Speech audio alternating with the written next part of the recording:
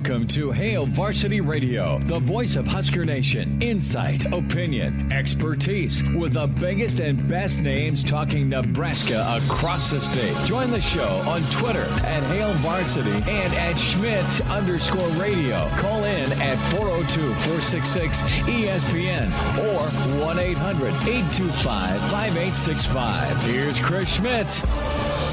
Welcome to it. We are on the road today at the Hail Varsity Club in La Vista. Great to be with you, Chris Schmidt, Elijah Herbal. We are loaded up. It's a good news, no crying in baseball type news. There's no game for Junior tonight because I know you're all anxiously awaiting that. But in all seriousness, we're going to have a rain out potentially. But we are safe and sound here at the Hail Varsity Club. Location 12744 Westport Parkway. And it is an incredible setup here with the Hail Varsity Club. HailVarsityClub.com is where you can log on, find out more. I'm just to taunt you, Elijah, and you can stream us here, ESPN Lincoln's Facebook feed, and, of course, ESPN Lincoln's Twitter. But, Elijah, I'm going through the burgers and sandwiches and pizzas and salads. And, of course, the sweets are such a winner, my friend. I invite you here. If you're going to make your way here for some baseball this part of June, you got to stop by the Hail Varsity Club and enjoy yourself. When you walk in, you're going to see the wall of former covers of Hail Varsity magazine. It's pretty incredible. We have football to talk as always. Numbers to dial up and get involved with us. Real easy to do at 466-3776, 466-3776, 800-825-5865. Way to do it. You can email the show, Chris at HailVarsity.com. And you're always welcome to find and follow us on Twitter at Schmidt_radio. Chris Schmidt, that's me, or at Herbal Essence for Elijah Herbal. So on the docket today, we will spend time, Rick Kaczenski, former Nebraska assistant, in 1 hour. Nebraska new commit, offensive tackle from Scottsbluff, Brock Knutson, will join us in hour 2. Mitch Sherman from The Athletic in about 20 minutes. Plenty of room for you. Some disturbing news from the Bleacher Report with Deshaun Watson. Way too many back rubs and then some. And there is some implications with the Houston Texans. We'll get there. How bad was the Live press conference with the new golf league funded by Saudi Arabia? We'll hear from that disaster. And, of course, we will always dive into some college football. Elijah, what do you know? If I were to order and eat in front of you, what are you hungry for? Oh, you know I always love a good burger, and I was checking out the menu earlier. They got some good-looking burgers up there, like, holy cow. I mean, I'm a sucker for a burger and a beer. Like, that's all I need. I'm not a fancy guy. Do I like a steak? Yeah, sure, but, you know, I'd rather cook my own steak at home. I'll go somewhere for a burger, and those burgers just look fantastic. That's what I'd go for. Well, the Hail Varsity burger is Wagyu beef. Yes, please. They've got the Wagyu beef patty melt, the brunch burger. I'm a big fried egg guy, yep. So they do that. The bacon is, well, it's like my second chin thick. Not to gross anyone out, but it's pretty big. The short rib sandwich. I love short ribs. The club wrap, and then the pizzas to go along with. They got the barbecue chicken, the Big Pig pizza. That's spicy sausage and pepperoni. Can always build your own. And if I'm taking one home from Mama, she will want the seasonal dessert. I'm hoping it's key lime pie at some point, because I'm a big key lime pie guy. But we invite you down here today. We're here Thursday at the Hail Varsity Club. That's in La Vista, not far from the Embassy Suites. And HailVarsityClub.com. So let's dive in. Pretty good article from The Athletic on play callers. You know, the Big Ten's always in flux. You're either going to have coaching changes or you're going to have coordinator changes. That's just kind of the price of doing business in the Big Ten. And Nebraska has a coordinator change, of course, with Mark Whipple. You have a situation where what's old is new again in Minnesota with Kirk Soraka. Was at Penn State, then was, of course, on his way back to Minnesota, and that's when the Gophers went 11-2 with Soraka doing his job. Indiana has a new offensive coordinator. That's Walt Bell. And Indiana's a mess. They went from penthouse to outhouse real quick. They thrived during the COVID year. And then there's Michigan. They lost Josh Gaddis. Gaddis really found an identity, Elijah, for what Michigan wanted to do, and that was play power football with a little bit of play action.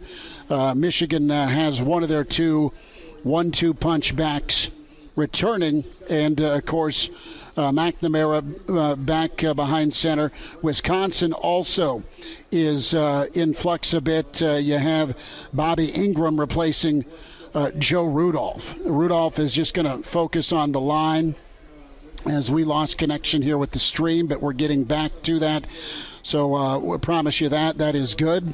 So, but Mark Whipple, right, when we talk about getting Nebraska football back on track, it's really more than just what can the offense do. The defense needs to be part of that discussion, but special teams also is very key with this. I look at Nebraska, and when we talk about getting back on track, a lot is on the plate, correct, with this Husker offense, with what you're going to get out of quarterback play. How can the offensive line look? What's the running game going to be? And, of course, there's just a ton of wide receiver talent getting tutored by Mickey Joseph. But you asked this question a while back. I want to go back to it, and that's when we talk side of the ball. To me, it is going to be the offense that is very key for this football team. All 3 phases got to do their part. There's going to be some games in the Big Ten that it's going to be your defense and special teams, or it's going to be your offense. Nebraska's lost too many games the past few years, Elijah, because 2 of the 3 phases weren't clicking. And last year, more times than not, it was the defense that was kind of carrying the water, or if there was an instance where the offense was playing at a high level, the defense would get gashed, and they weren't up to, I guess, the standard they were at the middle part of the season. And then special teams has always been costly here going back several years. So we'll see if Nebraska can get that kind of figured out. But it's going to be what can Nebraska do, and what can Nebraska do at a high level on offense? And that's where Coach Whip comes in. And pretty interesting here with quarterback. And Brian Christopherson had a good sit-down with Whipple. And they talked a lot of recruiting. One team I did forget about that has a new OC is Illinois. And they were bowl eligible not long. I mean, they were close to it last year. Wondering what the pig farmer can do in year 2. But with Whipple, we're talking 21 years as a college head coach or as an assistant. It's a language thing here that needs to be meshed with what Frost's system is, with what Whipple is, and where Nebraska can go. And what Nebraska will ask from the quarterback is more pocket presence. They're going to ask the quarterback to step into the pocket and more reads, right? More reads for the quarterback to make, and that's something I think Casey Thompson can do. Chubba Purdy's now healthy, so he'll get a good look here during the summer camp to do his thing on offense. But Nebraska has a couple of viable options at quarterback. The expectation is that is Thompson's gig, but he'll have to still go win it. But, controlled passing will be nice, but there still needs to be a run game, and that's something, Elijah, Casey Thompson's always had, at least when he was at Texas, either coming in out of the bullpen or when he was starter. He had a running game and an offensive line to lean on. That's what I'm excited about for Nebraska here, watching the O-line step up and emerge, and having one of 3 backs kind of emerge, or have a rotation that can give the quarterback some help.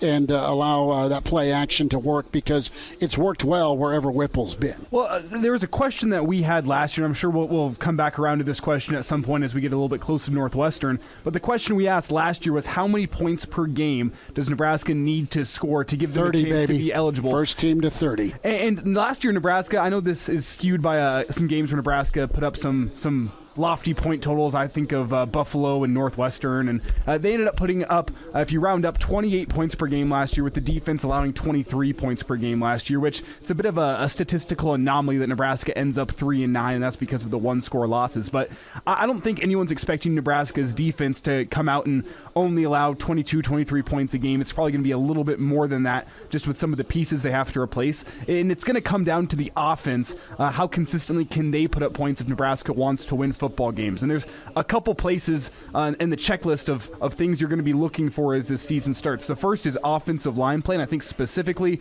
how does that offensive line open holes for the rushing attack? There's a couple different options at running back when you look at Ramir Johnson, Jaquez Yant, Anthony Grant. There's options in the running back room. It's going to come down to the offense line to make holes for them. I think that's the first thing you're going to be looking at when you look at games against Northwestern and Georgia Southern, is the offensive line opening holes. Then Oklahoma is going to come to town, and I think we all know Nebraska is going to need to air the ball out a little bit more for those games, for that game, assuming that Oklahoma's defense is up to snuff and what we expect from Brent Venables' defense. You'd expect they're going to have to do a little bit more passing the ball. So then it's going to come to the offensive line. Can the offensive line protect Casey Thompson, and can Casey Thompson deliver the ball accurately? And as the season goes on, I think you're going to start looking more towards those skill position guys. Are the receivers getting open with consistency? Are the tight ends fighting space over the middle of the field? But it's going to start with that offensive line, and that's where the offense is going to be built from this year. If the offensive line can get it figured out, there's a good chance this offense can figure it out as a whole. But if the offensive line is struggling early in the season to both open rushing lanes and protect Casey Thompson, could be another long year for the offense, where I'm not sure if I'm banking on them to be putting up 28 points or better per game.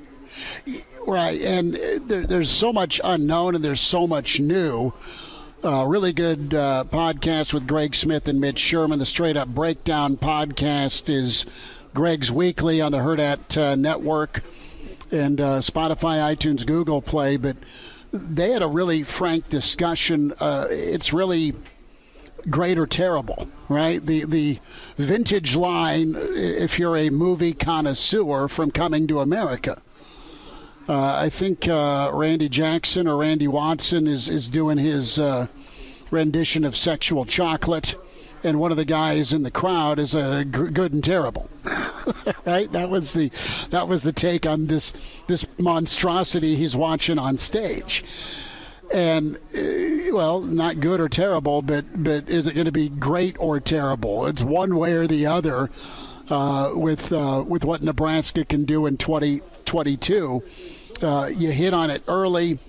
Do you start off with a great start? Do you start out fast and go 5-1, 6-0 before you get to that bye week, or even dive into Purdue? Or are you sluggish to start? Is week 0 another 0, and oh no, there's skies falling, and do you finish strong?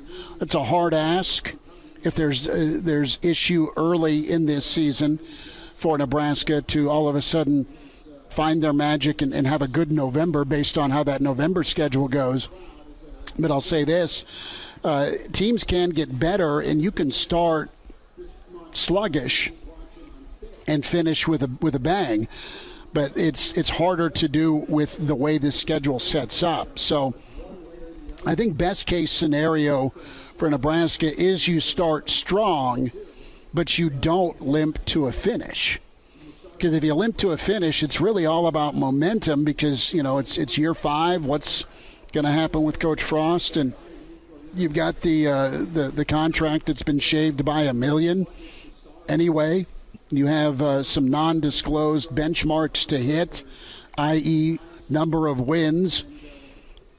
And do you head into postseason, hopefully, if you're a Nebraska fan, but do you head into, after this season, not to get too far ahead of ourselves, in a situation still wondering if this is the right direction or not? And it's got to be clear by season's end, whenever that is, be it bowl game or whatever, that this is flipped, or you see some progress, you see some momentum, you can see it shifting. And what I also don't think you're in a real hurry to do is make changes, because you got guys that just got here that you want to give a shot. They've got a proven track record of being really good coaches. Most of the hires do anyway. And you've got a good assistant in Donnie Raiola that's been in the NFL, so he's already done pretty well on the recruiting trail. When we talk about Brock Knutson, just as an example, and you've got 2 other in-state kids that are signed on to be with Nebraska. So I think that it's fair to say it's either going to go really well or it could really be a disaster based on all the newness. And that comes back to what we were talking about with Whipple and the offense and the point total and the protection with the offensive line. Think of the quarterback style you have now. You don't have Adrian back there extending plays or scrambling or getting out of trouble, pulling a Houdiniac. He did that a lot last year. Not that Casey Thompson can't. So I think he's a pretty fast and athletic dude, but he's more of a pocket guy, and we don't have a ton of film on him pulling it down and scrambling.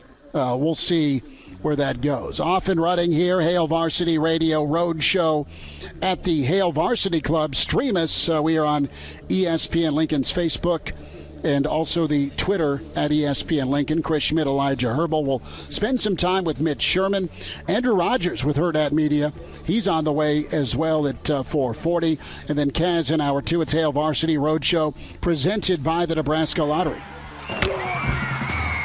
Hello, listener. Hey, it's Chris Schmidt with Hail Varsity Radio, and I wanted to let you know about a special deal just for listeners of the Hail Varsity Radio Show podcast. We're offering $10 off the annual subscription price. That means that you can get everything we do. 10 issues of our monthly magazine, our annual football yearbook, and all the premium content we produce at HailVarsity.com. Just go to HailVarsity.com/subscribe and enter in the promo code GBR for $10 off a full year of Hail Varsity. That's HailVarsity.com/subscribe, promo code GBR.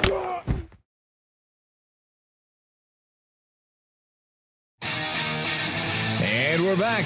Fellas, think we could listen to the radio on Hail Varsity Radio, presented by the Nebraska Lottery. Yes! That's awesome! Back with you. It's a road show Tuesday. Hail Varsity Radio at the Varsity Club in La Vista. 12744. That is the address. West Point Parkway. Just my shanked punt from the embassy. So if you're on your way this direction or headed to Omaha for a little baseball later this month, be sure and swing by. HailVarsityClub.com is where you can find out more info on the menu, but I recommend the Wagyu. I recommend the pizza. And if you're thirsty for a beer, they've got several to choose from. You're into hockey, NHL going on tonight. Of course, NBA Finals, they have drink specials for that.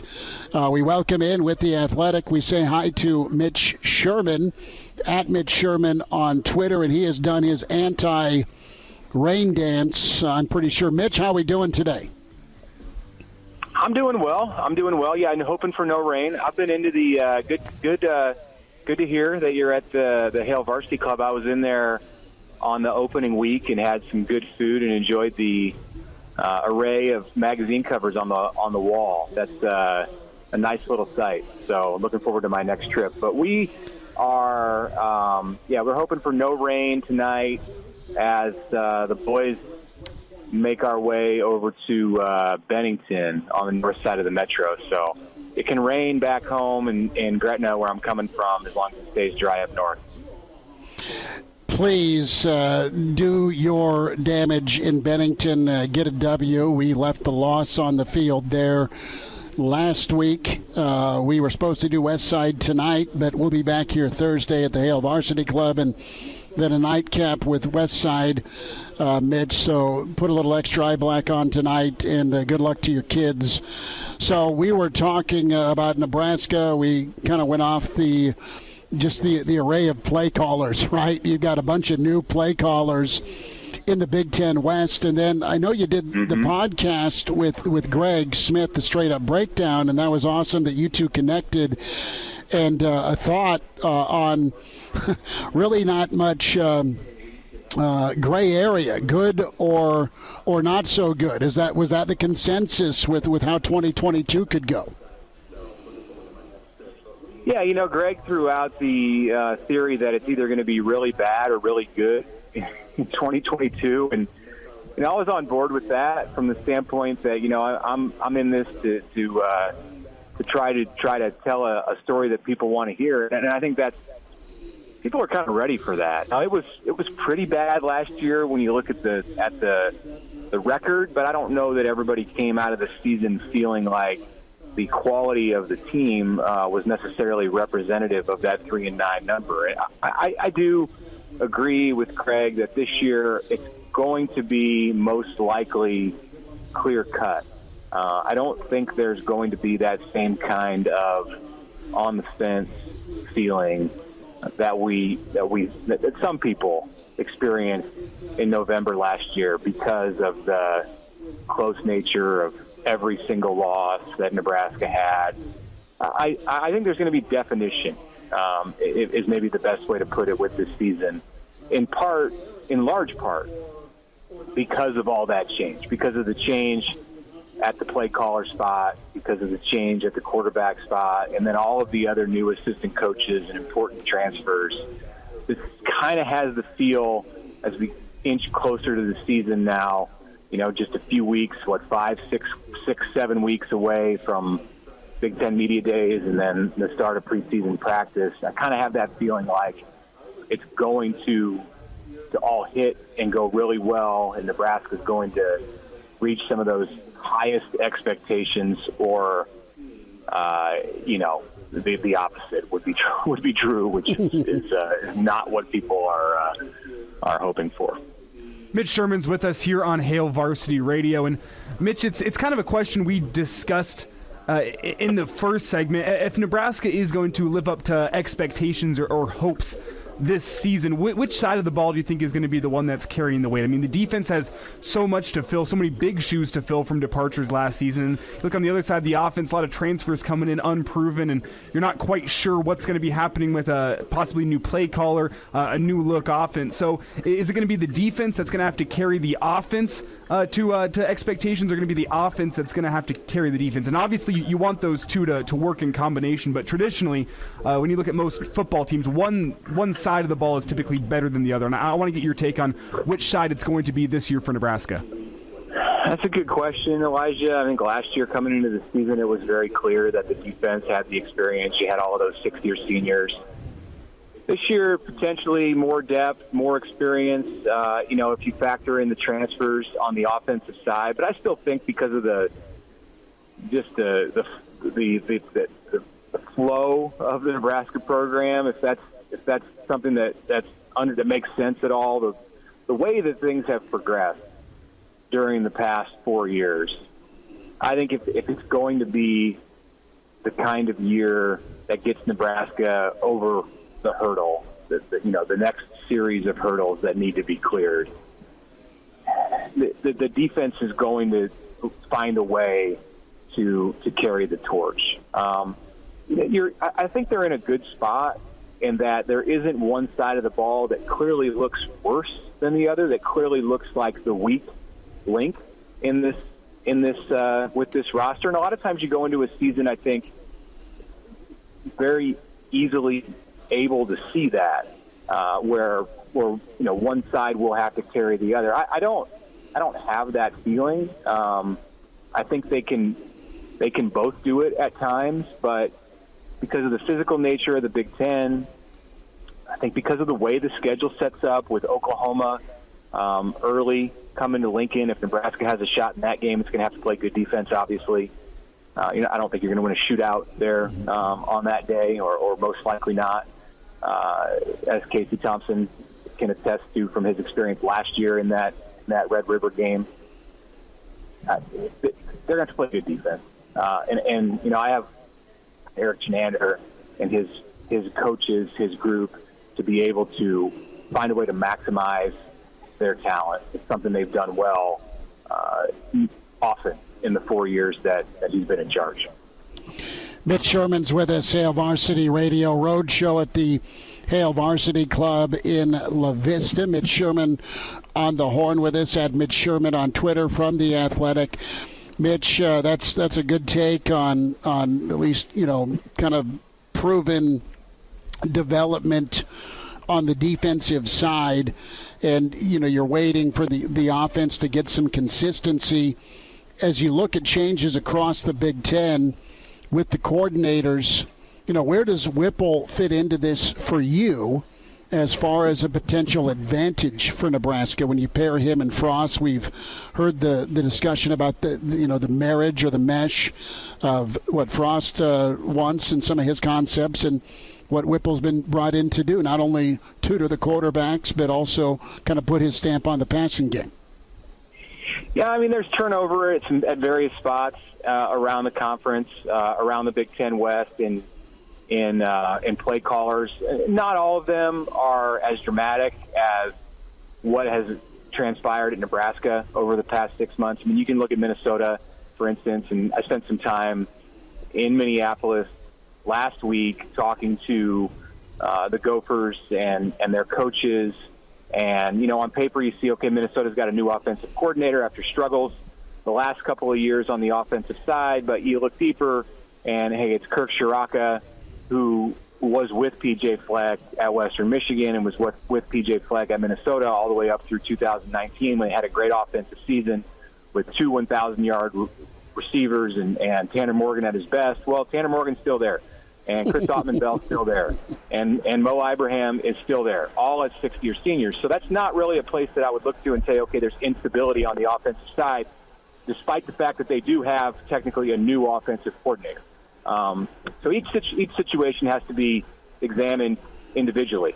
And at Nebraska, you're not necessarily changing offensive schemes. This is still Scott Frost's team. There's still going to be a lot of elements of his offensive system that exist. But Mark Whipple's bringing some pretty major changes in what Nebraska does, especially in the passing game with his system from Pitt. So, yes, Chris, to get back to your main point, how they find a way to mesh that system that Whipple brings in with what Scott Frost wants to emphasize, particularly in the run game, is going to loom extremely large in the Huskers' ability to put an offensive team out there that's productive and, can possibly be the unit that does carry Nebraska at times while the defense gets its footing early in the season. I expect the defense is going to do what the defense does under Chenander and develop and improve and be a very solid unit at some point during the season. They may need the offense to win a couple of games in September, even into October, for this to be the kind of season that Nebraska wants. Mitch, real quick, a thought on Friday Night Lights, the recruiting weekend, how Nebraska fared with all the talent, 13 visitors, already one commitment with Knutson from Scotts Bluff. But it sounds like Nebraska's got their dude leading the recruiting charge. Scott Frost has been a big part of that, obviously, but now Mickey Joseph for sure making his presence felt. Yeah, a lot of energy in recruiting right now because of Mickey Joseph, because of Bill Bush, because of all of the changes that Nebraska has experienced on that coaching staff. There's energy. That was a huge weekend for Nebraska. There was those last few days in Lincoln, another recruiting weekend on tap here. This week, this is still a somewhat new thing to have this much at stake in June. But June's always been an important recruiting month because of camps, and it continues to be that. So the commit from Jaden Doss, the receiver out of Kansas City, who visited in May, was good for Nebraska to get the weekend going with some momentum. And then on the other side of it with Knutson, that's another big offensive tackle, another in-state kid. Nebraska needs to have a big year in-state, and there's another one, a fourth one out of 7 commits in the fold. So that's a positive sign. And we heard from Malachi Coleman on Sunday after his visit. He is the prize of all recruiting targets in the state of Nebraska in this 2023 cycle, along with Maverick Noonan out of Elkhorn South, and they both visited last weekend. So, of course, Coleman had good things to say about his visit. And to get back to Mickey Joseph, is very much enamored with Mickey Joseph and what he can do for Malachi in his career if he ends up at Nebraska. So that's another good step and good sign. Mitch Sherman from The Athletic, and Mitch is off to baseball at Mitch Sherman on Twitter. Mitch, thanks for giving us a few minutes, bud. We'll see you down here next time, and thanks for a few minutes today. Okay, thanks. Great, Chris. There he is, Mitch Sherman with us. We'll check in with Andrew Rogers up next, live from the Hail Varsity Club. Calling all soccer fans. Union Omaha is back home after an unbelievable showing in the Lamar Hunt U.S. Open Cup round of 16. An upset over Minnesota United? That's our team. So join them when they come home May 28th for Educational Outreach Night, presented by Bellevue University. The Owls will face Northern Colorado Hailstorm FC, and after a couple of road matches, will come back on June 18th to face Greenville Triumph SC. It's also Pride Night. We'll see you there. And now, back to Hail Varsity Radio. Back to you. We are here at the Hail Varsity Club in La Vista. Chris Schmidt, Elijah Herbal, Andrew Rogers with Hurrdat Media joining us. And find him on Twitter at Andrew Rogers TV. That will soon change. Okay. The TV side will change here in a sec. Okay. Well, you keep doing it. It says, I'm looking at the Twitter bio, Emmy Award winning. That is correct. We're going to start here with this Emmy Award winning program that you did. Tell the folks, tell the Hail Varsity listeners. Andrew, introduce yourself. You're a sports fan. I see your video promos with the Hail Varsity Club. They're incredible.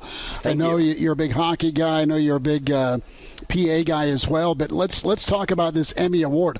The only trophy I have is thanks for coming. Right, the participation thing. Yeah. The participation. Elijah at least played some real football and can grow one hell of a mustache. So that's a good thing. I mean that's not mascara. I mean he is all sorts of early 70s looking right there. But Andrew, good to meet you, man. Great Thanks for coming by. Let's tell folks about you. And you've been living here in this club. I don't know where your cot's at, but it's wonderful. I mean, you've got the bar set up. You've got the darts here. We've got the wall here. If you're streaming us, ESPN Lincoln Facebook Live, and of course ESPN Lincoln Twitter.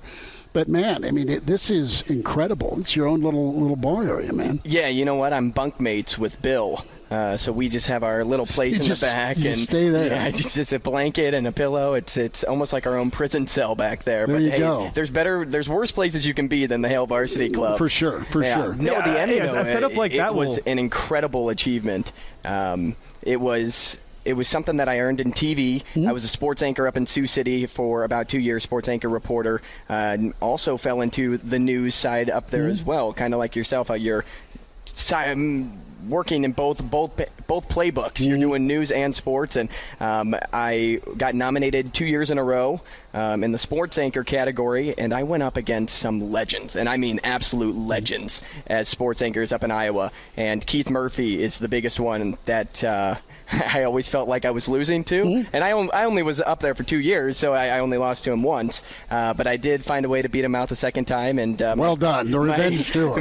My claim to fame was a segment called the Raji Awards. Okay. And it was kind of like the ESPYs? No, more like the top 10 plays. But, okay. But for Barstool, if that's how you can compare the two. There was a guy that I grew up watching in St. Louis, and he had his segment called the Zippo Awards. Okay. And it was a lot easier for me than probably him to grab highlights quickly. Sure. And I also had him in color. well played. Right? Yeah. The highlights are the key. Elijah, you were going to jump in here. We didn't have you turned up. What's up? Yeah, I want to, with the setup you got back there in the back of the Hail Varsity Club. I mean, that'll run you $2,500, $3,000 a month in a place like New York City. Is that the main draw coming down to Omaha? Hail Varsity Club, amen. Yeah. 100%. If you're coming down from Lincoln, down across, I'm still learning the map. You're good. There we go. Both wrong. If you're coming that direction or if you're coming from any direction, I mean, the Hail Varsity Club's the place to be. It's one of the best places to watch sports. There's over 30-plus TVs in this bar. The big projector screen has normally the top game on TV. Tonight will be the Eastern Conference Finals game between the Rangers and Lightning, so that will be exciting. Neither of those teams are beating the Avalanche Avalanche. No, Elijah's a big Oh, guy. of course you are. So I'm from St. Louis, Elijah. So the St. Louis Blues pull at my heartstrings a little more than the Avalanche. That's to be expected with those two squads. Before both of you were born, what got me drawn into hockey, and I am a casual hockey guy, was Messier. I know the name. Never watched him. Well, back in '94, sorry, it might have been '98. I don't know. The Rangers won it before either of you were born, is my point. And it was Madison Square Garden. It was Messier hoisting the cup. I got to get my years correct, but yeah, the Rangers are knocking on the door again, is what I'm saying. And I think the Avs, though, you've had a lot more offense in the NHL this year, this postseason. That's been pretty exciting. Elijah, I know the Avs last night were down and then had a 83 tribute to Nebraska football and just had a flurry of goals in that third period, forgive me, and that's how it worked out. So we got two hockey nuts here. That's a good thing. I'll learn from them. You also like the Hurricanes? I do like the Hurricanes. The U? So there is hazing for that. You come to the state of Nebraska, even if you stopped over in Iowa. I'm just kidding. I don't like the Hurricanes. Hurricanes. There is hazing. Bill never showed you the giant paddle that said "Go Big Red" on it. Right. In back. I'm kidding. Tell me about your Hurricane love. No, I have no love for the Hurricanes. I just made a joke when Chris walked in today. Yeah. I said, Chris, what are we talking about today? The Miami Hurricanes? And we can. I don't know much. Bernie Kosar's nose hair. I mean, we can go there. I know they lost on their way in the regional games. So CWS. Yes, exactly. So on the baseball side of things, they're not to be found anymore. No, you know what though? Thank you. Notre Dame tweets in is 94. I was right the first time with Messier and the Rangers winning the cup, but the Canes they came to Lincoln. I think back in 2005 for a super regional, and that was Alex Gordon's final year. Golden Spikes Award winner. He was a pretty good player. He was awesome. And Gordo went deep against the Canes, and Nebraska was able to oust the Canes in the Super Regional on their way to their third College World Series appearance. And this predated Nebraska getting Miami in Memorial Stadium, which is still the record for attendance. So there's really no love at all for Miami. Funny story, we're out picking up beer for the Nebraska championship game. This is back in 01, the Rose Bowl game, right, where the super team of the 01 Canes did bad things to Nebraska. And my brother, just to kind of pimp with people, had this white, just glorious-looking kind of stocking hat, but it had the U on it. So even like little older grandmothers were just mean mugging him and cursing him. What are you wearing that? I mean, he did it to just get a reaction. We got beat up in the Hy-Vee parking lot just for wearing Miami. Especially nowadays. It might have been just my brother, but he's blaming the Miami stocking hat. I was going to say, nowadays, I think fans are prone to attacking the enemy. So back then, I mean, maybe a little cane swoop by our 80-year-old grandmother. Yeah, I mean, it looks like Dumb and Dumber. I mean, just from behind, you just chop the legs down. Well, Andrew, tell us, what's your go-to on the menu here? Oh my goodness. Are you going to go pizza? Are you going to go burger? Are you going to go wings? Or are you going to go other? I've had a lot so far. I'm a big bar snack guy because I love to pair a bar snack and a beer, but I've heard the Nebraska charcuterie board, and don't ask me to spell charcuterie. We'll buy a vowel or two. You're right. I've heard that is incredible. It's this giant pretzel. It's probably the size of both of us next to each other, and then they stuff it with 3 different appetizers. Now, I joked yesterday because $34 is what that thing costs, and at first glance, you're like, there's no way I'm touching it, but it feeds up to 4 people, and it will be the next thing that I get. Right now, I'd say the burger. The burger is fantastic, so if I'm picking anything, the burger, but it's going to be the Nebraska charcuterie at some point. The question on everyone's mind, though, is do you guys have pineapple on your pizza up there? You can get a Hawaiian, I'm sure. You can build your own. That's okay. I didn't look that far in the menu. When I see fruit, I tend to stay away. Try the Hawaiian. You'll love it. Trust me. Andrew, hang out for another quick segment. We'll dive into some college baseball as the Super Regionals are set. Elijah Herbal back in Lincoln. It's a road show Thursday. Hail Varsity Club is where we are at today. Also Thursday, we're presented by the Nebraska Lottery. And now, back to Hail Varsity Radio. One final time this hour, Rick Kaczenski is coming up. We will spend time with new Nebraska recruit Brock Knutson out of Scotts Bluff. That is hour 2. Chris Schmidt, Elijah Herbal, and, of course, Andrew Rogers with us. And he is part of the Hurrdat Network. We are here at the Hail Varsity Club just off of Westport Parkway in La Vista, not far from Embassy Suites. Come in here and smile at all the Hail Varsity magazine covers, all of the incredible Hurrdat podcasts. And listen, it is in the work in the making with the podcast. Very soon you'll be able to come check out your favorite podcasts on site. We're talking music, we're talking comedy, culture, film. It's incredible. Log on today, HailVarsityClub.com. Elijah Herbal. Elijah, did you find that picture, Tim Elko of Ole Miss? Are you a long-lost relative of his or not, let's based on both of your guys' stash? Let's check it out. I'm going to go full screen on me here. There's Elijah. Mm-hmm. There's Tim Elko. He's got a little more ginger to him. Put a hat on, and you guys are spinning images of each other. I got to give Timmy there a little more, sorry, Elijah, thumbs up on the fill-in. Well, hey, it's the camera. It's the camera, I'm telling you. It's not a high-quality webcam. If it was a high-quality camera, I'd get all the high-quality... That's for your webcams at home. Okay. Well, here's what we got for Super Regionals, all right? You have Tennessee, Notre Dame. The Vols are smoking hot. Stanford and UConn. What a way for Stanford to advance against Texas State. You know, we have adopted Oregon State many times because of Coach Casey. He's on with us every year during the College World Series, whether he's coaching or there or not. We caught up with him having a zip line last year on site. That was fun. Auburn and Oregon State's big time. Vatek has had the season of all seasons against Oklahoma. A&M, a bounce-back year for them against the Ville.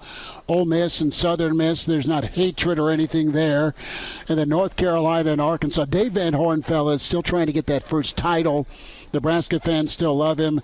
We root for Arkansas, except when Nebraska's playing them, obviously. And then you had East Carolina and Texas, so... Everyone wrap your arms around East Carolina out of principle when Bevo's against, it's your favorite team is Nebraska and whoever's playing Texas typically. So I wonder if that Elijah is going to be working the Super Regionals that would not let the bat flip happen. Well, I also wonder if that was some sort of directive from the NCAA there was like 3 different times it happened yesterday where the ump came up the first baseline after a home run and told the guy to move into first. Bump draft to get going to first. I wonder if that was a directive from... You're shaking your head at that, Andrew. Well, I just love the celebrations. Yep. Uh-huh. So taking away celebrations, to me, it just does a number on the game that we're going in the wrong direction, in my opinion. I'll just say my story for the Super Regionals, if you're following it, I am a guy who I have a soft spot in my heart for Ole Miss. It's a great town down there. Mm-hmm. And they haven't been to Omaha since 1972, believe it or not, for a team that is a perennial baseball powerhouse. They got a pretty good draw against Southern Miss in the Super Regional, so it could be a story to follow. Ole Miss potentially making the trip back up to Omaha, but they got a big 3 games first against Southern Miss in a season that really hasn't been all that great for Ole Miss. Could be a bit of a lifeline at the end of the year. Junior's hacked in somehow, some way with pretending he was from Bolivia so he could watch Vandy baseball on SEC baseball. So I'm serious, he did. Some Sunday he just got busy with his computer. And like, oh, great, he's watching Vandy. Well, they got bounced last night. Mm-hmm. Hour 2's on the way. Rick Kaczenski, Andrew, good to be with you, man. Great day. Thank you so much. Thank you. Kaz is next, and then Brock Knutson next hour as well. Calling all Storm Chasers fans. A team you never get to see is making their way to Werner Park June 7th through the 12th, and that's the Lehigh Valley Iron Pigs. It's the first meeting between the two franchises, and there's plenty going on that week. June 9th is the Chasers Community Celebration for Pride Night, presented by PayPal. June 10th is What If Night, where the Storm Chasers will change their name to the Hogs. A little backstory, that was a previous Omaha team and was a potential name change when the franchise franchise was looking to rebrand. It's a battle of pigs versus hogs. You can't have a name change without new jerseys, too. Specialty jerseys will be worn that night, and of course, they'll be autographed and auctioned off. Snag your favorite player June 10th and then run it back on the 11th. It's Salute to Corn Night, presented by the Nebraska Corn Board. It's a celebration of all things corn. Corn on the jerseys, corn in the stands. Trust me, this game will be amazing. See you there. Welcome to Hail Varsity Radio, the voice of Husker Nation. Insight, opinion, expertise, with the biggest and best names talking Nebraska across the state. Join the show on Twitter at Hail Varsity and at Schmidt_radio. Call in at 402-466-ESPN or 1-800-825-5865. Here's Chris Schmidt. Back into it, Hail Varsity on the road today. We're in La Vista, the Hail Varsity Club, just off Westport Parkway. HailVarsityClub.com is where you can log in. Got a plethora of TVs. You're on the road to Omaha even before that road to Omaha with the CWS around the corner. We welcome in Rick Kaczenski, a Tuesday with Kaz, former Nebraska and Iowa defensive line coach. Kaz, what's shaking this week? How are you? Hey, brother. Not much, man. You know, the usual little baseball track. That's about it, man. A little work in between.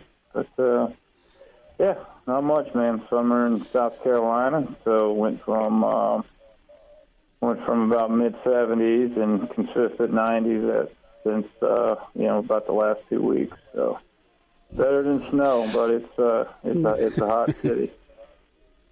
Well, the Live Tour has not contacted you. You've received no phone calls from the Saudis yet, have you, to go play golf? Not getting that, but yeah, the Saudis do it right though, man. They're not afraid to spend a little dough. No, we're talking nine plus figures for Tiger that he turned down. But I didn't know if you were getting ripped away on Tuesdays to do golf with this with the Live tournament or not. So it's good to know that you're going to be where you're at. College football's around the corner. Prognostication season is there, and we'll get to some Nebraska thoughts and some Big Ten stuff. But I always wanted to ask you. You're in Clemson's backyard. If there is a team, who's the team that could threaten Clemson? I know Notre Dame hooks up with them now and then. I know that, listen, Florida State historically, and NC State has been kind of on the up and coming. But who do you think could challenge Clemson this year? That's a good question. I don't know if anybody in the league is going to challenge them. I think they go up to South Bend. So that place will be rocking. It's a road game, but, there's a lot of kids on that roster that have played, in hostile environments, so that's not anything new. And I think what you see, matter of fact, one of the top quarterbacks in the country, the owner of the company I'm working for, he took a kid up there, a quarterback from Texas. He took him up there with his dad, and he just said it's unbelievable. And this is a guy that's been around. Was a guy that was a head coach at Baylor at one point. He's been all over the place, Notre Dame and South Carolina, Vanderbilt. So he knows a little. He knows a little something, and he just said it's just unbelievable. What they've done up there, and they're just on a whole nother level. And the recruiting part of it was unbelievable. The head coach, the entire staff. The amount of time that they spent with the kid. The attention to details, and their facilities are just. I don't know if anybody. I don't know if you can catch up to them. I really don't. I don't know. I know Georgia has built a building. I hadn't seen that in person, but seeing Clemson's, I just don't know who can catch up to them. So they have everything right there. You can fly into Greenville, you can fly into Atlanta.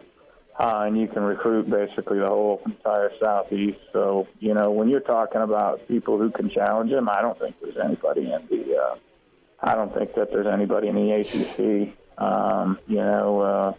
possibly, NC State. I know they got a lot of kids back, but that'll be a red-letter game for Clemson. It's at Clemson. Clemson isn't going to lose to North Carolina State 2 years in a row. Florida State stinks. I mean, it is what it is. So they're that ain't Bobby Bowden. That's not your father's Florida State, that's for sure. And, you'll see where Notre Dame's at. You'll know a lot more. It's always tough to win in South Bend.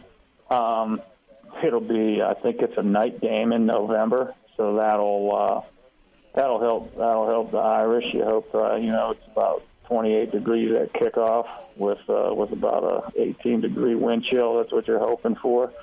But I don't know how good Notre Dame is. They lost a lot, and new head coach, and it wasn't like they lit it up on defense here in the bowl game. So there's a lot of what ifs. So when you're looking at that schedule, you look at the ACC, not a very strong conference, obviously. But it's hard. I mean, there's nothing easy. It's easy for me to look at the names of the schedules and basically go off how they played last year.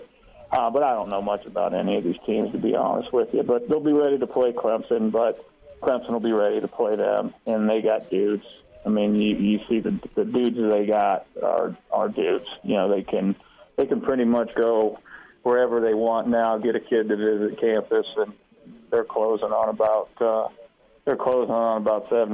of the kids that they recruit from outside the southeastern United States. So they got it going on, man. There's going to be a tough challenge. He revamped his staff, put a little bit more pressure on these kids that have been there, that just kind of been on the sideline and enjoying the playoffs and the bowl games and getting the gifts. Well, now it's their time. But there's a little bit more intensity up there from everything I'm hearing than there's been the last couple of years. So I look for Clemson to be a tough out for anybody moving forward this coming season. Rick Kaczenski is with us at Tuesday with Kaz, Hail Varsity Radio at the Hail Varsity Club in La Vista. Come on by, get some nachos, get a cold one, enjoy. What a setup this is. Kaz, you've lived the season in the Big Ten. What's a roller coaster season like from your perspective, in charge of the kids, the week to week? I've always wondered that because there's just no off weeks in the Big Ten. No, I mean, to be honest with you, Shreddy, I don't care where you're at anymore. There's so much parity, and unless you're, like the team we were just talking about, or Georgia or an Alabama, you just can't roll the ball out. And those teams, the Clemson's, Georgia's, Alabama, the Notre Dame's, just because it's Notre Dame, people like beating you. And Nebraska still has that aura. People love beating Nebraska. People love beating Notre Dame. So you're always going to give people's best shot, no matter what. And you just got to be.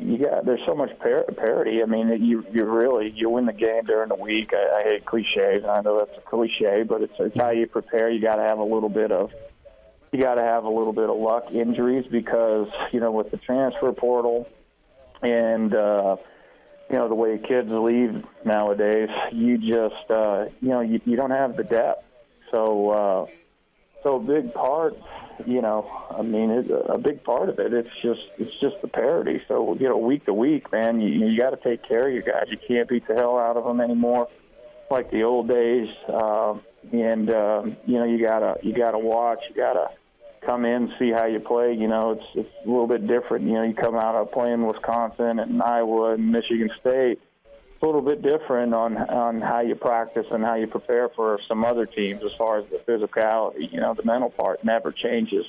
But every year, I don't know if there's ever a season that it's not a roller coaster.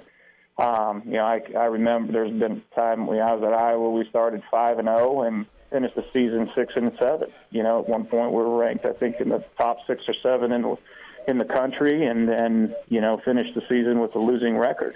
And then you go to 2009, and we have to block 2 field goals to beat Northern Iowa, and then next thing we're playing at Ohio State 10 weeks later for the Big Ten championship before they before they had the divisions, and end up winning the Orange Bowl. So every year is a roller coaster. Been 3-2, been 5-0, been you name it, 9-3, 11-2. Every year's tough, man, and you just try to put your kids in the best position to win. You prepare them week in, week out, but ultimately they got to be able to handle it. And that's why when you have a mature team and you have kids with a lot of experience, because it's not just the experience on the field, it's the experience of the preparation, it's the experience of how you handle the classroom during the season. How you handle your structured schedule. Okay, how you handle getting your treatment. All those things that you really didn't have to worry about, when you were a freshman or redshirt freshman. So you can't put a price tag on that, and there's no way to simulate that. So that's why mature teams, they make less and less mistakes year in and year out. So the older team you got, it's a little bit easier, man. But every season's a roller coaster because everybody kind of looks the same, man. You got a player here, you got a player here, a player there. Obviously, the quarterback position nowadays is just so critical. But running backs, they all kind of look alike. Somebody might have a slightly better tight end.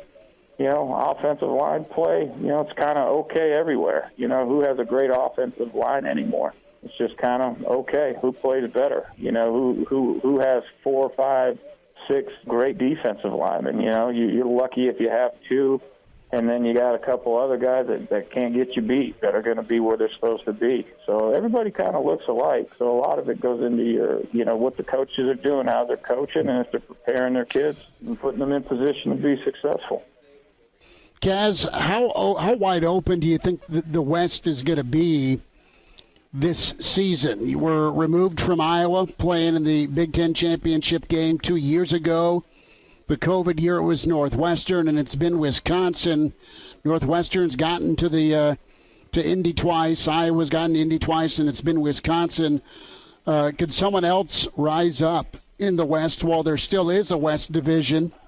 Do you think it's wide open, or do you kind of have a favorite going into this season as we talk here in June?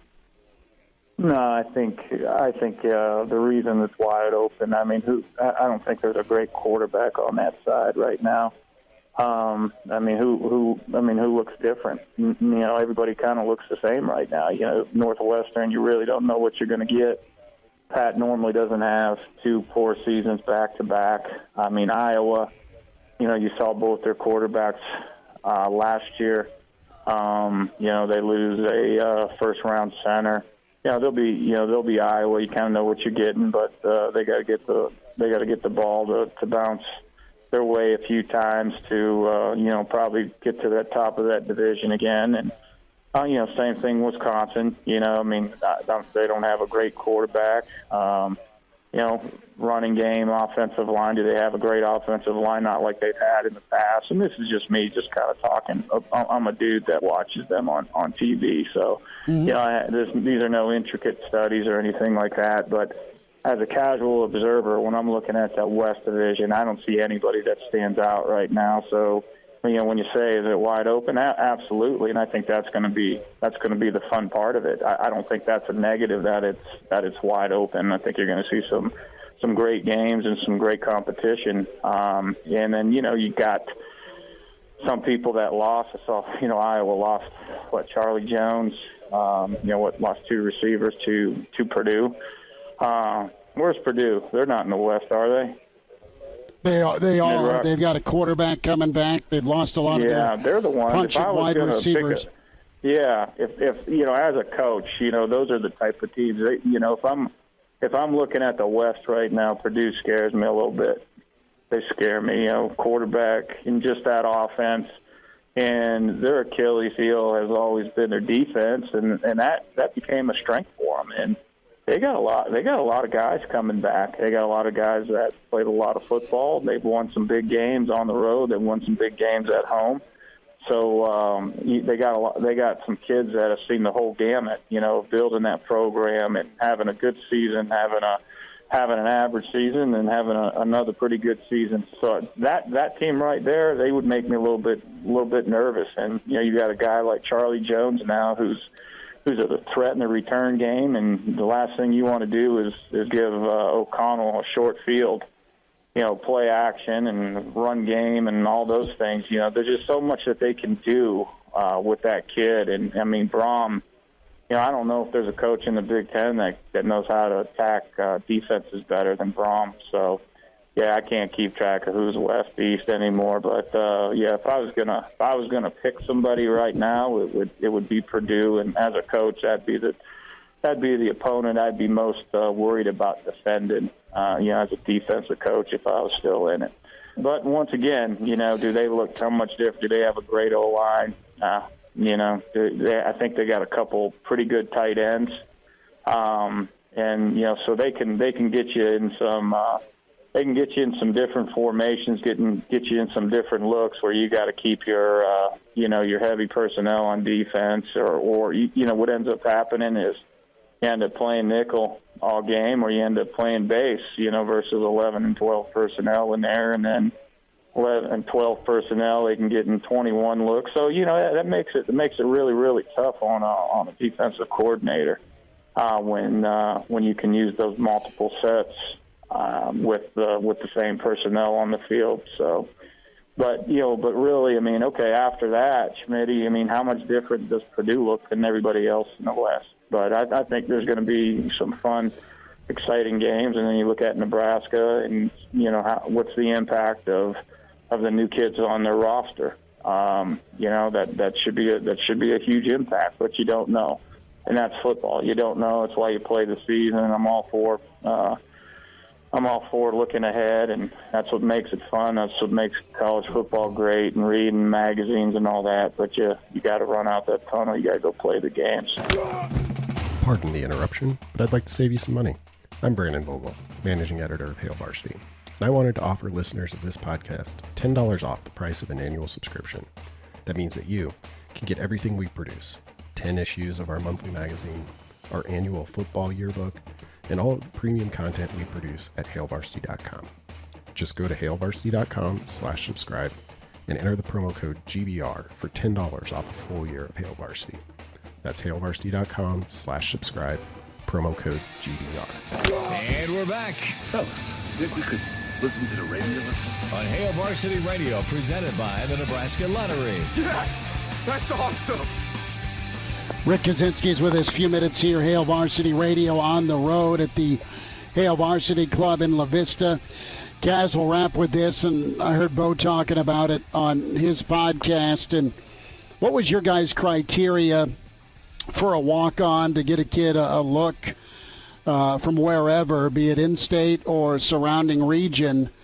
And how did you kind of make the cutoff where you think he could be productive and the kid was willing to walk on? Because I know, and Elijah and I've talked about this a lot, you guys didn't have just walk-ons. You had guys that ended up starting for multiple years and were more than contributors. I mean, and I look at your walk-on class with one of your seasons with Jano and with Foltzy and, of course, with Riley. Those are three names that stick out. Of course, Spencer Long also was a walk-on, and man, he was a dynamite ball player for Nebraska and also in the NFL. So you guys really did it right with who you had as walk-ons and their development. Well, I think a big part of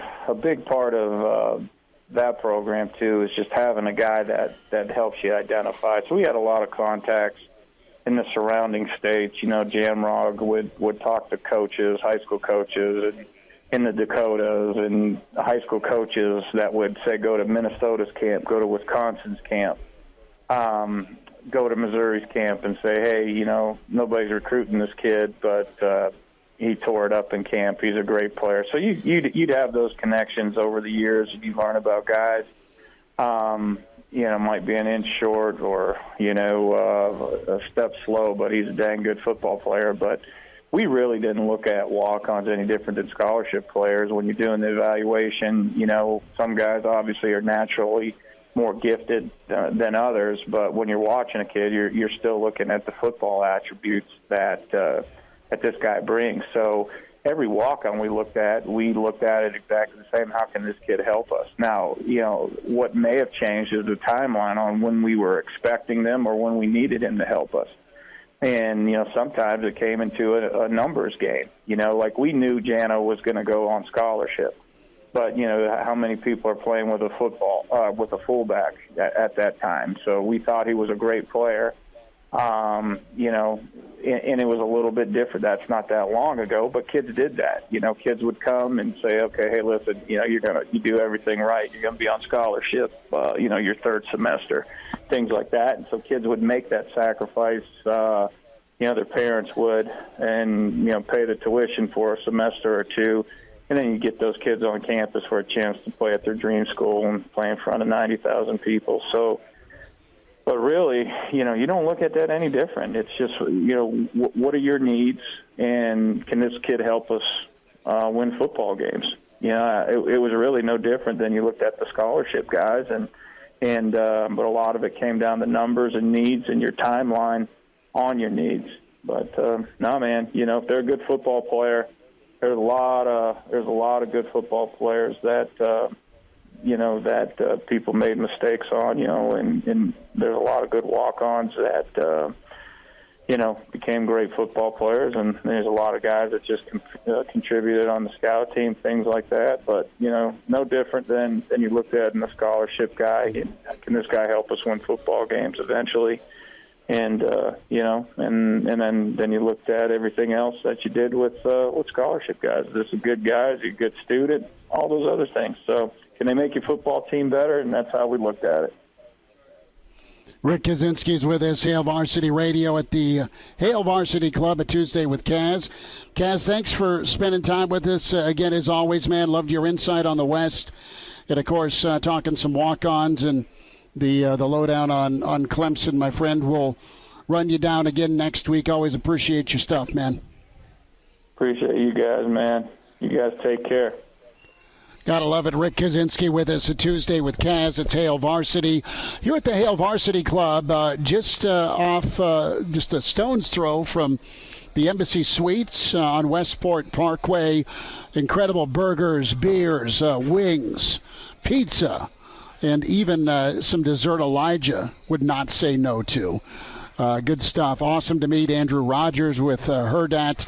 Mitch Sherman was with us. We're going to transition now to the newest commit for Nebraska football. Excited to spend some time with Brock Knutson. We talked with him a little bit last night post-show. That's already out there on ESPN Lincoln's Facebook and Twitter feed. But if you missed it on radio, here it is, as Brock Knutson, the pride of Scotts Bluff, is going to join us in a moment. Our conversation with him. You can always send emails, chris@hailvarsity.com. Get the podcast, subscribe to us, Spotify, iTunes, Google Play, and give us a rating for Hail Varsity Radio. Do that. We totally appreciate it. We'll get some shout-outs here via the web stream in a moment, folks that have been tuning in. But here's Brock Knutson, new member of the offensive line with Nebraska football. Back into it. It's Hail Varsity Radio, presented by the Nebraska Lottery. Chris Schmidt, Elijah Herbal. We say hi to the newest commit for 2023, offensive lineman from Scotts Bluff, Brock Knutson, with us. Brock, thanks for a few minutes. And how was the weekend? Let's start there. What was this visit like for you?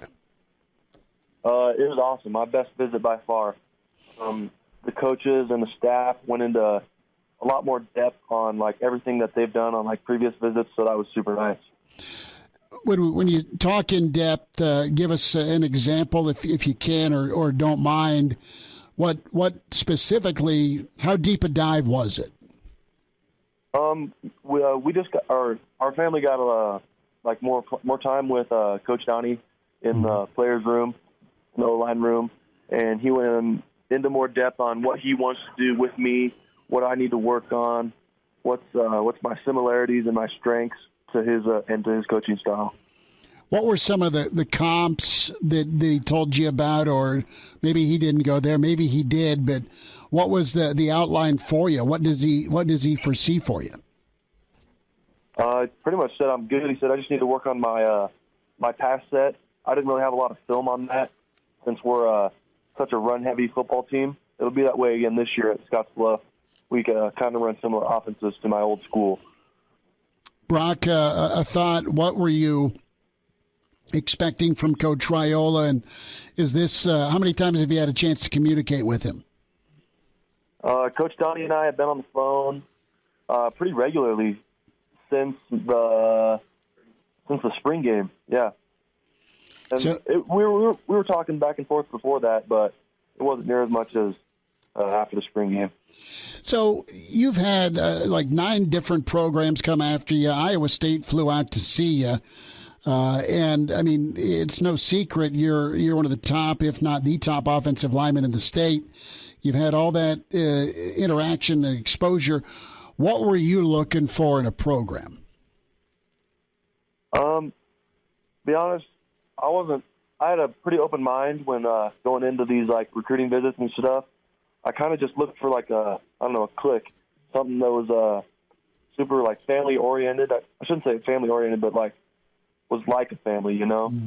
Because I got a really tight-knit family at home, so I want to go somewhere where it's the same. Now, tell me, Brock, with offensive line specifically, what drew you to offensive line play? I mean, with your size, you could have gone off and played basketball. I mean, you could have done a number of things, but what was it about offensive line specifically that appealed to you, and why is that what you want to do at the next level? I know it's what you've been doing, but I guess what about offensive line makes you love that position, love the game? Well, we're not really basketball lovers in my family. My dad was a 3-time state champion for wrestling, and my grandpa was a 2-time state champion. So I've been a wrestler ever since I was little. So we were never at basketball tournaments. It was always wrestling meets. And then for the offensive line part, this kind of stems from my wrestling background. I just like manhandling other people. So you just like winning, pretty much, right? You just like just getting physical with people. Brock Knutson's with us. Commitment to Nebraska, 2023 offensive tackle from Scottsbluff. Brock, how much interaction, if any, have you had with Garrett Nelson? Of course, he was a really important recruit for Scott Frost year 1. Garrett's got a lot of big things in front of him. Do you guys communicate regularly because you're from the same hometown, or was there any interaction at all? Not really. I mean, there's a little bit. I did a podcast. It's called Winter and the Mailman here with Garrett Nelson. And so that's really about it. I'm actually originally from Mitchell, which is about 8 miles away from Scottsbluff. And I was there when Garrett was playing for Scottsbluff. So we never really got any in-person time together when he was still here. Now, Brock, when we talk about Nebraska, who are some of the other peers that you were able to connect with? You mentioned kind of a family feel. Some of the other 2023 kids that have committed, and some of the other kids that were on this Friday night lights / weekend kind of expose. Who are you close with? Who are you pretty tight with here that's either been recruited or being recruited? Well, Sam Sledge and I met about a year ago. You know, he just committed. He was committed before me. We met at the Warren Academy Showcase Camp in Omaha, and that's really when my recruiting kind of started. So I was out. I had no offers then. It was kind of just going out there to get my name out there. And then going on this visit, Gunner and I hadn't been really close, hadn't talked much, and talked a little bit on this visit, got to know him, really like him. And then Malachi Coleman and I hung out a little bit. You know, he's a recruit, 4-star, super good. So, and then I really like hanging out with Hunter Anthony, who's my player host. We got to hang out with all the guys, Bryce, Henry, Teddy. So I really like that part. What's what's a host do for you as far as being able to connect? It's one thing to go visit, right? And you've visited Nebraska, but this was an official. What did Hunter Anthony do that was, I guess, put you at ease, or that was different in a really good way that made it different? You already laid out what Coach Raiola touched on and the time spent there, but from a peer standpoint, how did Hunter make it pretty good for you? Well, he just transferred from Oklahoma State, and so him just getting there, and then me being my first time around the guys, it was kind of like we were both, I don't know, in the same position a little bit, even though he's been there and knows the guys and good friends with all of them. It was just, I don't know, felt easy to talk to everybody.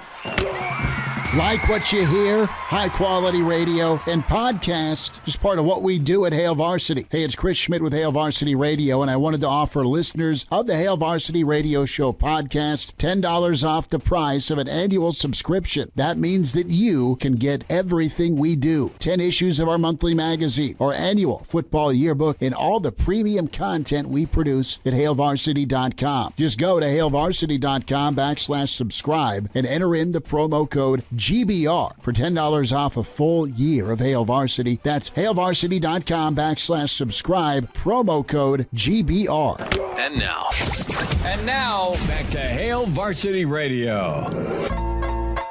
Talking with Nebraska commit Brock Knutson. He's with us here on Hail Varsity Radio. And Brock, you mentioned the fact that you didn't have any offers a year ago. And, I mean, the panhandle of Nebraska isn't necessarily a hotbed for recruiting. So I want you to tell me, if you could go back to a year ago and tell your former self that today you'd be committing to the University of Nebraska, what do you think you of 1 year ago would have said?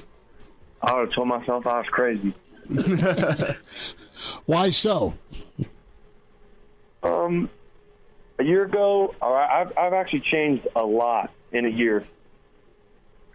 And that's thanks to my trainer, Isaac Holscher. He's the same guy that actually trained Garrett Nelson. I owe pretty much all of my athletic ability to him. He completely transformed me as an athlete. So, Brock, you've had the size, you've got the weight, you have the height, but it sounds like you've gone in the lab quite a bit to help with the agility, the footwork, the hand placement, all of that. Is that fair to say? Uh-huh. And then a lot of it is want to in football and heart. And that's been installed in me from super young ages, the will to win and hating losing. Now, Brock, you mentioned the development you've made in the past year. What strides do you want to make here in the next year before you make it to the University of Nebraska? I'd really like to develop my my pass set, kind of my weakness right now. Like I said earlier, we don't really have a lot of run plays in our playbook, so that hasn't really been a key skill in me developing. Brock, I got to go to Friday night's dinner. That's been a bit of a talk where some pretty massive stakes were brought out. Were you a part of that dinner? Yep. So, okay, what happened with Bo Hughley? Did he really take down 2 of those tomahawks? I think so. Okay, better question. How many did you take down? I finished 1, but I was stuffed after that. I didn't. They had a buffet when we first got there, so I was loading up. I didn't even know about the steaks. I thought we were getting those the next day, but I went there and I was full after that. It's a man after my own heart. I gotta ask you, what was on the buffet here? I mean, what was the spread like? I think they had lobster mac and cheese, some twice baked potatoes, and then some other stuff. But that's all I can remember now. Okay, and then they just walk out a 48-ounce tomahawk, huh? Tomahawk. Yeah, it was huge, like a 3-inch steak. Oh, I know. I mean, I dream of having one sometime. But the word is, I think Bo Hughley took 2 of them down, and there's an old classic 80s movie called The Great Outdoors with John Candy, okay? And have you seen it? Oh, yeah. Okay, yeah, so the old 96er. Would 2 of those rival John Candy's 96er? That is probably pretty close. It was huge. And Bo's a big guy, so it wouldn't surprise me if he did take down 2. Now, Brock, you being an offensive lineman, if you were setting the menu, I know offensive linemen usually tend to like steak a good amount. Would you be putting steak on the menu, or what's on the Brock Knutson menu if you could choose anything in the world? I would have to say surf and turf. I love seafood and I love beef. So. Okay. Lobster, ribeye. Lobster or shrimp? Lobster. Okay. Good choice. Yeah. Or crab. I love crab too. Okay. Lobster with the ribeye? That's a win. That's a total win. It's over. Brock Knutson's with us. Brock, it's been fun to chat with you as we wrap up here. What can you tell us about Nebraska's offense, kind of the new offense, right, or the new look offense with Raiola and the run game, and of course what they're wanting from offensive linemen? Are you set on playing tackle? Are they thinking about on the inside at guard? Tell us a little bit how they project you at the next level. I'm going to be mostly tackle primary. Okay. And as far as philosophy or kind of mentality, is the offense, to your knowledge, going to be more downhill? Is it kind of a 50-50 run pass? What were they talking to you about it looking like? Hopefully we can get back to old Nebraska football and just run the ball. Gotcha. Just power ball. That's my favorite. I love doing that. I love pushing guys out of the way. That sounds like a lot of Nebraska fans for sure, wanting to do some power football. Brock, enjoy your evening. Thanks for squeezing us in, and best to you and your family. Thanks for taking a few minutes of the Hail Varsity Radio. Thank you. Brock Knutson, you heard it there. Hopefully we can get back to some old Nebraska football, and that's just a little power football, and it's how you're going to win in the Big Ten. We are here at the Hail Varsity Club in La Vista. You are invited out. You're going to make your way up this way for the College World Series. Maybe you're making a road trip from Lincoln or different parts of Nebraska. Log on, hailvarsityclub.com, and pick something from their menu and come try it. You won't be disappointed. Good group in here now. Even a couple of former Huskers, one that made Michigan State cry back on a cold November night. He's enjoying himself. Elijah Herbal back in studio. Chris Schmidt, awesome to meet and spend some time with Andrew Rogers. Mitch Sherman was with us, and of course the last hour has been good with Brock Knutson, and always love talking to Kaz. Reminder to you to get buckled up. Coaches make substitutions during the game to get the best player on the field, and getting behind the wheel after drinking also demands a substitution. Sober drivers are the only choice. A DUI costs more than you think. A message from the Nebraska Department of Highway Safety Office. Some shout-outs. One of my favorite people, Robert Reynolds, says Big Chris. He was checking things out on the stream in Facebook, ESPN Lincoln's Facebook, or the Twitter handle, ESPN Lincoln. Brennan checks in, says, looks like you're about to golf 4 under in that get-up. I wish. I can't even go 4 under on Golden Tee. And then Broderick says, killer mustache Elijah, or killer stash Elijah. He's got a good taste in mustaches. I don't know if he's calling you a serial killer or if he just likes your mustache. I'm not quite sure on that. He's just got a good taste in mustaches, apparently. And I would like to add, we were talking about mustaches in Ole Miss baseball last hour. I do have a correction to make. I said Ole Miss hadn't made it to the CWS since 1972. Incorrect. They've made it once. They made it once in 2014, where I'll have to check this. I don't think they won a game. But I was led astray by some Mississippi State propaganda against Ole Miss, which I heard last year at the College World Series. So led astray, but I will make that correction. Elijah made a mistake. Not the first, not the last. So how you feeling about hockey tonight? Are you going Rangers?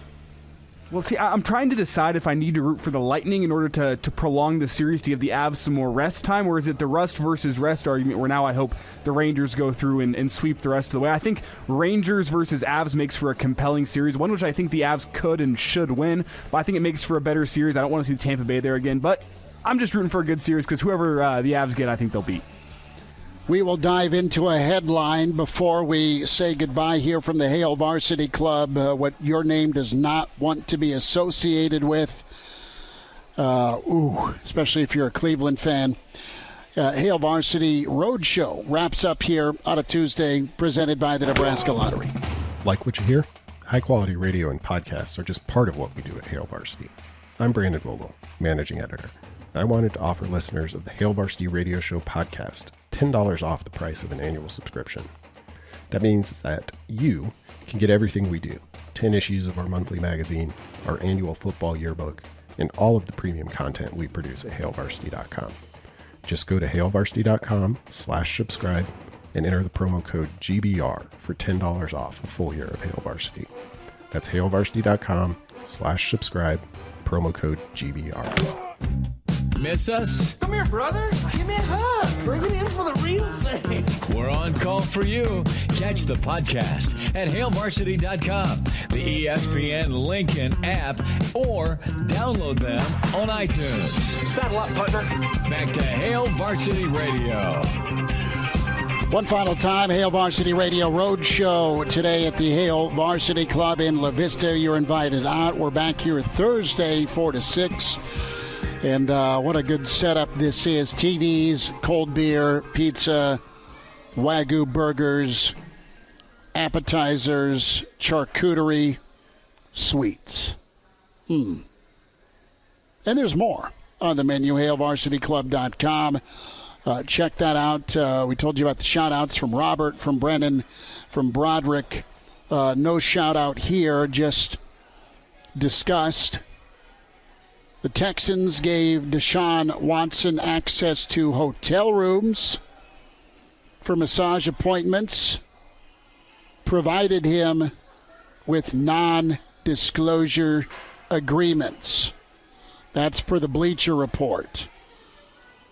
We're not going to curtail your bad behavior. We're going to give you non-disclosures so you quit throwing pictures on Instagram. Yeah. What's that division? 66 divided by 17. Oh, man, now my math skills are coming into question here. We're going to pull the old phone out. A little under 4. 3.8 something. 3.88. Look at you. Ah, yeah. Bang. Nice work. So, in one instance, this report may be graphic in nature, so fingers in the kids' ears. So Watson publicly stated he hired about 40 different therapists in 5 years in Houston. He booked 66 different women in 17 months from the fall of 2019 through 2021, the spring. And he, what did I text you? The happy baby yoga pose. Yeah, it's grossness where it's legs above head of sorts and yeah. We'll let that's you horrible. Fill in the details there. No, I'm just that has chilled me today. Where I read a report about a happy baby yoga pose and a starting quarterback. Yeah. And my question turns to, with this coming out, the Cleveland Browns, I have a feeling that their quarterback that they thought they were going to have for the season is not going to be their quarterback for the season, and rightly so. And what's their backup plan? Well, it's Baker. Is it? They're not going to trade him. Is he going to play for him after how they've treated him this offseason? I mean, I don't know. Think about Baker with all his... If Baker doesn't forget. No, I know you won't, but just if you're Baker, this may be the way you get out of there. You put a good season together. They wouldn't give you the 5th-year extension anyway, so maybe you go ball and get back to the playoffs. all around, just bad look for the Browns here. And then there's Deshaun, and how many towels are in the locker room? All right, we will talk to you tomorrow on Hail Varsity. A Hurrdat Media Production.